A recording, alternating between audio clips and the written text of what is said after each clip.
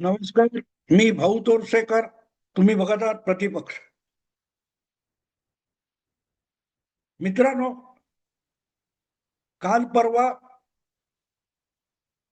दिल्लीमध्ये आम आदमी पक्ष, आम आदमी पार्टी, ज्यांचे राज्यसभेत 10 खासदार आहेत, त्यातले 7 खासदार बाहेर पडले आणि ते भाजपमध्ये दाखल झाले अशी बातमी आली. आणि त्यावरून दिल्लीच्या राजकारणात नव्हे तर संपूर्ण देशाच्या राजकारणात खळबळ माजली.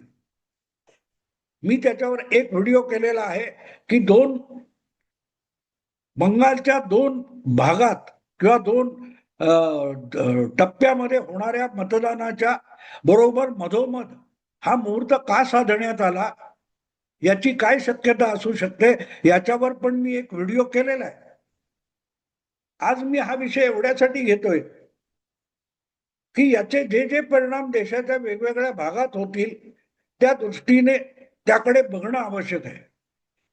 राजकारणामध्ये जितकं राजकारण व्यापक असतं, एखाद्या शहरामधलं राजकारण, एखाद्या ग्रामपंचायतीतलं राजकारण, एखाद्या जिल्हा तालुक्यातलं राजकारण, एखाद्या शहरातलं राजकारण किंवा एखाद्या राज्यातलं राजकारण, त्या राजकारणात असलेले पक्ष, त्या पक्षांच्या अंतर्गत असलेलं राजकारण आणि त्या पातळीवर जे विविध पक्ष आहेत त्यांच्यामध्ये चाललेलं राजकारण, याची प्रचंड गुंतागुंत असते.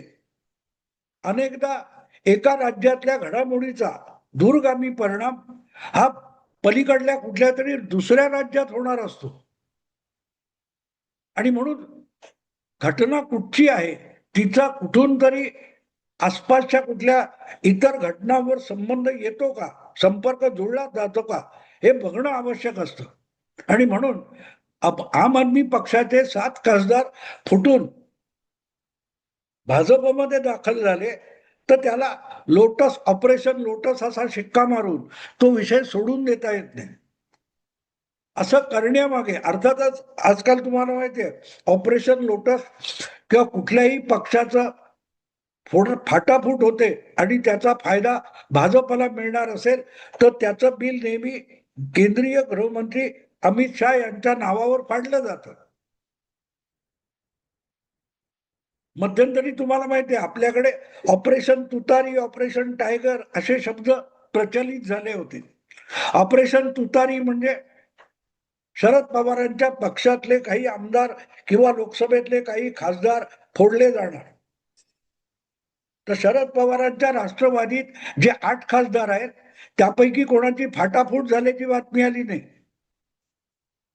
पण परस्पर आम आदमी पक्ष, त्याचे राज्यसभेत 10 खासदार आहेत, त्यातले 7 फुटून भाजपमध्ये गेले. इकडे चर्चा अशी होती की अजितदादांच्या पक्षामध्ये शरद पवारांच्या पक्षातले खासदार फुटून येणार आहेत आणि मग त्याला ऑपरेशन तुतारी नाव देण्यात आलं. हे ऑपरेशन लोटस हा इतका पोरकटपणा झालेला आहे की मग त्याच्या जवळचा कुठतरी शब्द घ्यायचा आणि त्याला ऑपरेशन जोडायचं. विषय शिवसेनेचा असला की शिवसेनेत वाघ हे प्रतीक आहे.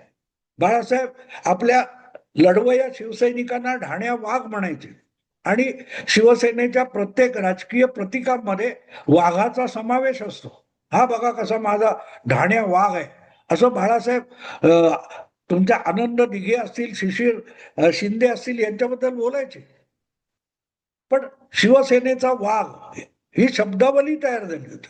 आणि म्हणूनच जर उद्धव ठाकरे यांच्या पक्षातले खासदार वगैरे फोडायचे असतील तर त्याला उद्धव ठाकरेंचे वाघ किंवा शिवसेनेचे वाघ म्हटल्यानंतर ऑपरेशन टायगर हा शब्द आला. पण ते एवढं झालं होतं, एवढा गदारोळ करण्यात आला की अखेरीस आपल्या लोकसभेतल्या 9 खासदारांना मातोश्रीवर बोलवून त्यांच्याशी उद्धव ठाकरेंना संवाद साधावा लागला. याचं कारण, उद्धव ठाकरे हे मुंबईतून बाहेर पडत नाहीत, मातोश्रीतून बाहेर पडत नाहीत.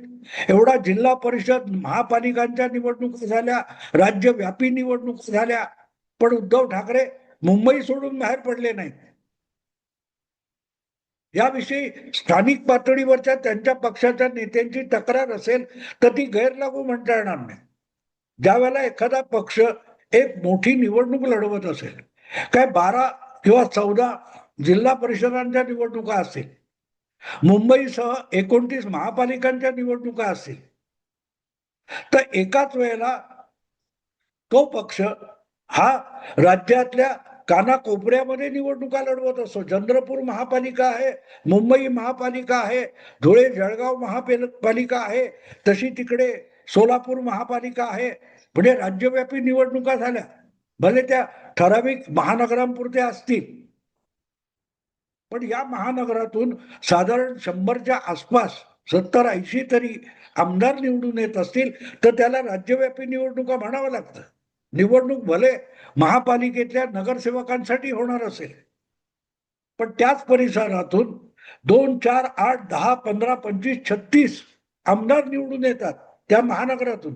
मुंबईतून 36 आमदार निवडून येतात, पुण्यातून 7 का 8 आमदार निवडून येतात, सोलापूरमधून काय 3-4 येत असतील, जळगाव मधून 2 असतील. तर मग ती राज्यव्यापी निवडणूक होते. आणि म्हणूनच अशा निवडणुकीत स्थानिक पातळीवरचे नेते आपल्या परीने खरी लढाई लढत असतील, तरी त्यांच्या पाठीशी केंद्रीय नेतृत्वाने किंवा पक्षाच्या सर्वोच्च नेतृत्वाने उभं राहिलं पाहिजे. आणि म्हणूनच या निवडणुका झाल्या तेव्हा मुंबई महापालिकेच्या निवडणुकीत गुंतलेले उद्धव ठाकरे किंवा त्यांचे सुपुत्र आदित्य ठाकरे किंवा त्यांचे चुलत भाऊ राज ठाकरे हे महाराष्ट्रात फारसे फिरकले नाहीत. आणि त्यामुळे त्यांच्या पक्षात नाराजी असेल, आणि ती नाराजी जशी स्थानिक पातळीवरच्या राजकारणात आहे, तशीच ती राष्ट्रीय राजकारणामध्ये सुद्धा आहे. कारण जे काय 8-9 खासदार निवडून आलेत, त्यांना परत एकदा निवडून यायचं असतं. आपला पक्ष आपल्या परिसरामध्ये, लोकसभा मतदारसंघामध्ये जगवायचा असतो. त्यामुळे एकदा निवडून आले की शेवटी पुढची 5 वर्षानंतर जी निवडणूक येईल, त्या निवडणुकीत मतदाराला तोंड दाखवायचं आणि मध्ये गायब व्हायचं, असं राजकारण खेळलं जात नाही. उद्धव ठाकरे पक्षाचे सर्वोच्च नेते आहेत, पण ते या सगळ्या 8-9 मतदारसंघातून निवडणूक लढवत नाहीत. त्यांचे प्रतिनिधी म्हणून, त्यांचे सहयोगी म्हणून हे खासदार तिथे निवडणूक लढवत असतात. म्हणजे प्रत्यक्ष उद्धव ठाकरे यांच्या वतीने ती निवडणूक लढवली जाते. लढवून आल्यानंतर जिंकले ते आमचे, पण त्यांनी जिंकण्यासाठी जे प्रयत्न करायचे असतात, त्यामध्ये जसा तो प्रतिनिधी म्हणून, उमेदवार म्हणून काम करत असतो, तसंच त्याच्या मदतीला वरिष्ठ नेत्यांनी जाणं सुद्धा अगत्याचं असतं. पण ठाकरे पिता पुत्रांच्या बाबतीत बोंब आहे. आणि त्यामुळे ही नाराजी असेल तर नवल नाही. आणि म्हणूनच याच्या बातम्या झाल्या, आणि मग ज्या वेळेला अशी नाराजी असते, त्याचा तुमचे विरोधक फायदा उठवण्याचा प्रयत्न करणार. उद्धव ठाकरे यांचा सगळ्यात मोठा विरोधक कोण असेल, तर तो एकनाथ शिंदे आहे. कारण त्यांनीच शिवसेनेमध्ये दुभंग घडवून आला. 40 आमदार घेऊन गेले, पुढच्या निवडणुकीत 57 आमदार निवडून आणले. आणि त्यामुळे जर आपल्या वडिलार्जित पक्षावर एकनाथ शिंदे यांनी कब्जा मिळवला असेल, तर तो परत मिळवण्यासाठी, परत तो पक्ष आपल्याकडे आणण्यासाठी उद्धव ठाकरे यांना कमालीचं ऍक्टिव्ह व्हायला पाहिजे. पण ते कधीही ऍक्टिव्ह नसतात. ते मुख्यमंत्री असताना मंत्रालयात सुद्धा जात नव्हते. तर मग पक्षप्रमुख म्हणून निवडणुकीत फिरतील ही अपेक्षा करणं पण गैरलागू आहे. पण ज्या वेळेला तुम्ही पक्षप्रमुख म्हणून मिरवत असता, तेव्हा ती तुमची जबाबदारी बनलेली असते. आणि म्हणूनच तुमच्या वतीने तिथला गड किंवा किल्ला लढवणारे असतात, ते तुमच्याकडून अपेक्षा बाळगत असतात. त्या अपेक्षा पूर्ण करणं ही तुमची जबाबदारी असते.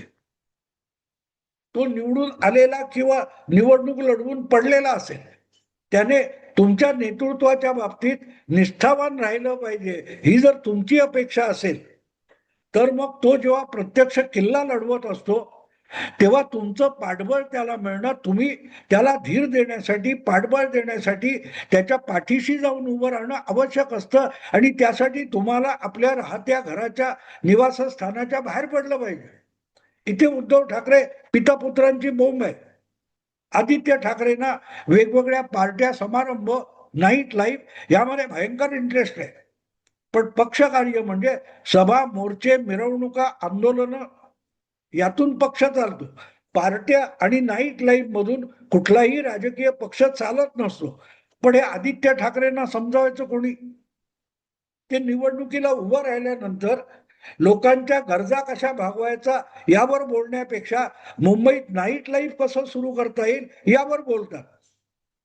आणि म्हणूनच अगदी एकनाथ शिंदे आवडत नसतील आणि म्हणून तुमच्या सोबत राहिलेले जे शिवसैनिक असतील, शिवसेनेचे नेते असतील, ते तुमच्याकडून एवढी अपेक्षा बाळगतात की कमान आम्ही लढतो तर लढ, मी तुझ्या पाठीशी उभा आहे असं दाखवायला आणि बोलायला तरी आमच्या आसपास कुठेतरी या, त्या भागामध्ये फिरा.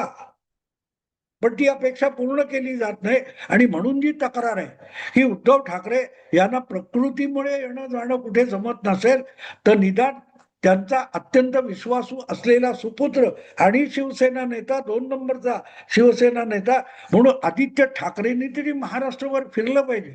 आणि ही अपेक्षा कोणीही चुकीची म्हणू शकत नाही. आणि जे निवडून आले त्यांना निवडून आल्यानंतर सगळ्यात पहिली चिंता असते की 5 वर्षानंतर परत आपल्याला निवडणूक लढवायची आहे.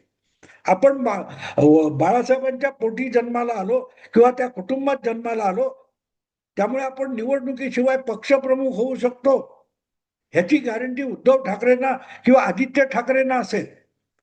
पण जे स्थानिक पातळीवर पक्षाचे खासदार आमदार होतात त्यांना ते तुमच्याशी एकनिष्ठ आहेत म्हणून मतं मिळत नसतात.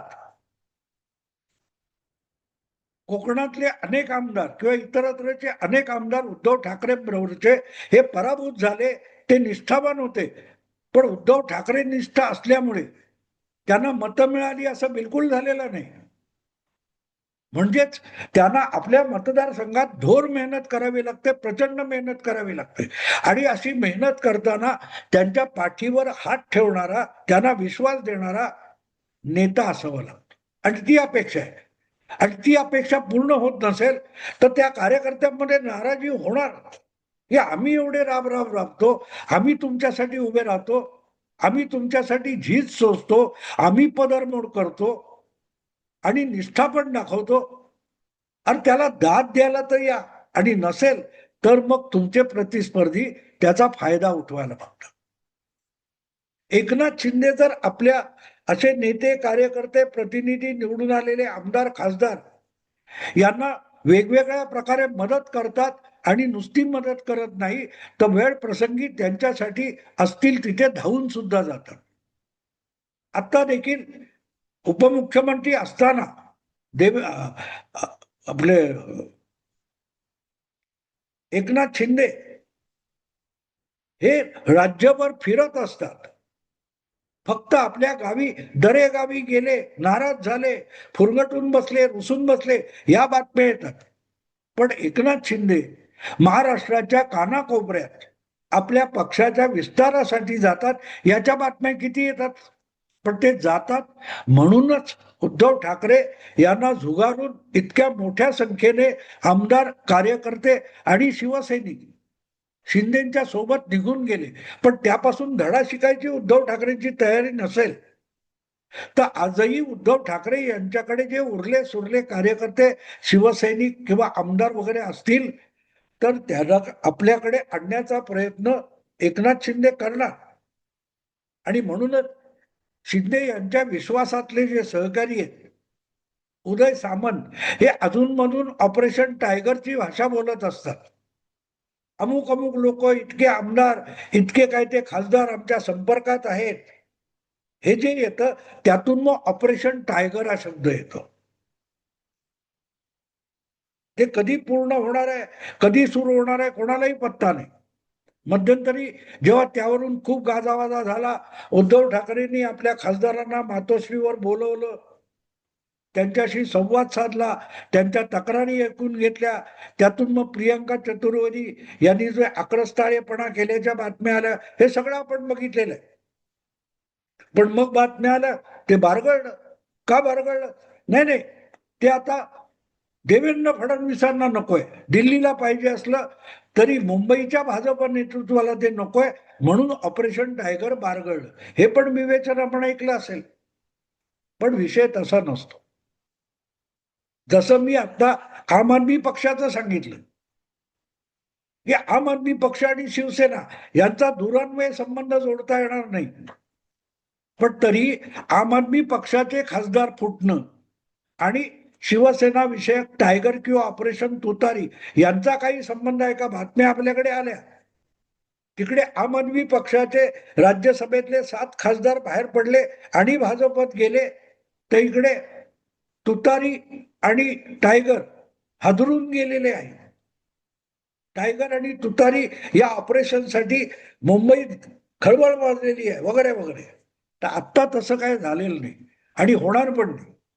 या संबंधी मी फार आधी 1.5-2 महिन्यापूर्वी एक व्हिडिओ केला होता की जोपर्यंत बंगालच्या वाघिणीचा बंदोबस्त केला जात नाही, जगामध्ये बंगाली टायगर म्हणजे बंगाली वाघ हा प्रसिद्ध आहे.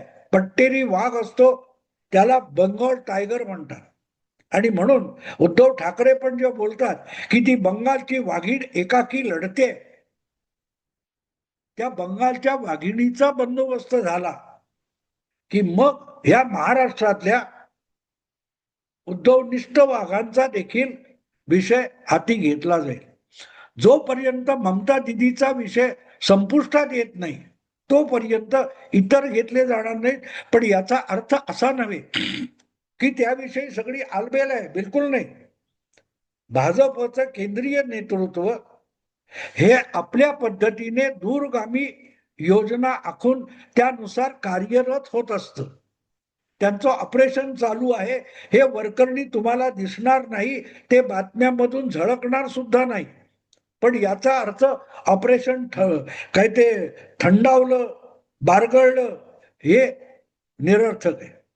एक गोष्ट साफ आहे, उद्धव ठाकरे यांचा पक्ष वाढू नये याविषयी अमित शहा असोत किंवा देवेंद्र फडणवीस असोत, हे दोघेही एक मताने काम करतात.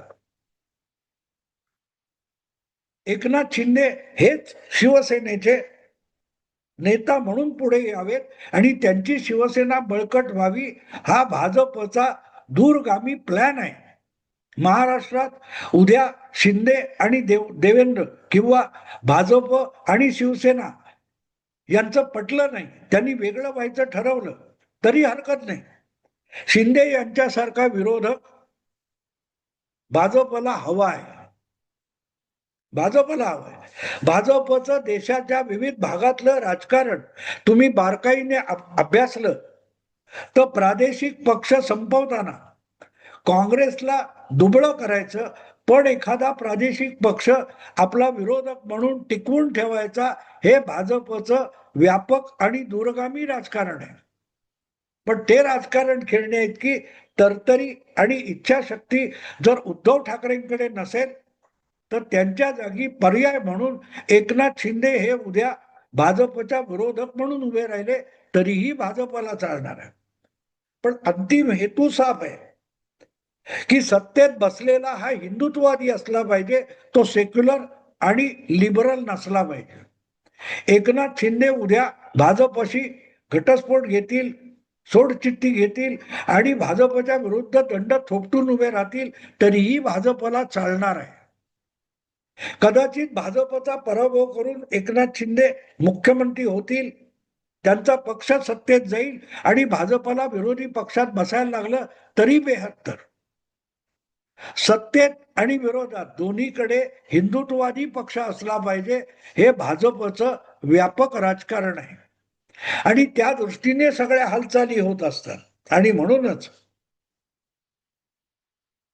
बंगालच्या वाघिणीचा विषय निकालात निघाला, मग महाराष्ट्रातल्या ऑपरेशन टायगरला हळूहळू चालना मिळेल. मित्रांनो, आत्ता थांबतो. आवडलं लाईक करा, शेअर करा आणि प्रतिपक्षाला सबस्क्राईब करा. नमस्कार.